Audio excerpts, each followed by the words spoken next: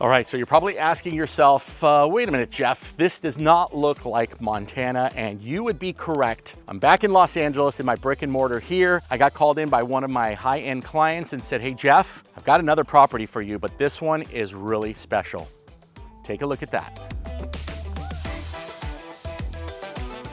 What you're looking at is Laguna Hills, California. That's right. I've got a builder building a $15 million, 6,000 square foot mansion. If you call it a mansion, it's 6,000 square feet. My house is almost 6,000 square feet. That's pretty crazy if you think about it. It's gonna be an incredible project with a ton of challenges, but I wanna bring it to you step by step in what we're doing as we build this beautiful, gorgeous house. Now, this was designed by a famous architect down here in Laguna. I'll link his name down below because it's too fancy for me to pronounce, but we are just getting started breaking ground. I've been called out, of course, to look at the property, and you can see that easement driveway going all the way up there where we have to install the temporary pole. We're doing it ourselves instead of renting it. Again, I have a lot of developers. I've done a couple of videos that I show you where I offer them the temporary pole so that they can use it for their next project. And instead of paying the monthly fee, they get to keep it. They love that idea. It's something that we do for them. So when I got the plans for this project, the first thing I like to do is go onto Google Maps, and I like to check out where we're going to be. I like to get the bird's eye view, and if I could, a street view. Now, we had a street view of this and a bird's eye view, but because the driveway was over 100 feet long, it was super difficult for me to understand the job or the project. Now, you know I'm living in Montana. That's where my second brick and mortar is. But on a project this big, where it's going to be a couple $100,000 electrical job by itself, it's worth me flying down for the client. I know I got the job. He's an existing client. We're already doing a couple of projects for him. It's worth it for me to come down and take a look and actually walk the project. Couple of things that I've told you on some of the other Malibu houses that we're building. We're building an additional 4 houses in Malibu worth anywhere from $10 to $20 million as well. The first thing I did right now is I met the neighbors. I actually go and knock on the doors because projects like this, you're talking about multi-million-dollar homes. And look, I'm not a multi-millionaire, but I know that multi-millionaires actually value their privacy. They value their properties and what they've built up and worked for. So by me going and knocking on those doors, it reassures them that me, the electrician, is not going to have any problems. I'm going to be their friend in this project, right? They're not going to have to worry about me blocking their driveways. And if they do, they can go out and reference my employees by name. So that's a huge tip, that if you're doing projects like this, I don't care if it's a small project or a multi-million-dollar project like this one, being friends with the people around, the neighbors,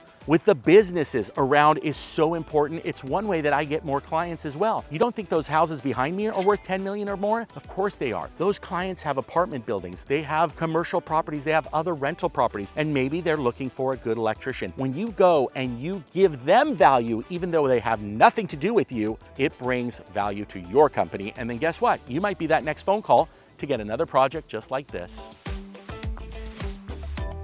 So there's not much else I can tell you about this project, except I wanted to show it to you because you're gonna see it over the next several months here on the YouTube channel. You know we're the only electrical contractor channel giving you information like this. Other creators, I'm sorry, I love them to death. They might give you tool reviews, but none of them are business owners, especially not in 2 states, with a journeyman and a master's and a license in 2 states. And if you do appreciate the content, smash that like and subscribe. It's really the only way that I can level up the channel. I don't need anything else from you, except if you want to coach and you want to level up by doing the courses. We'll see you on the next one.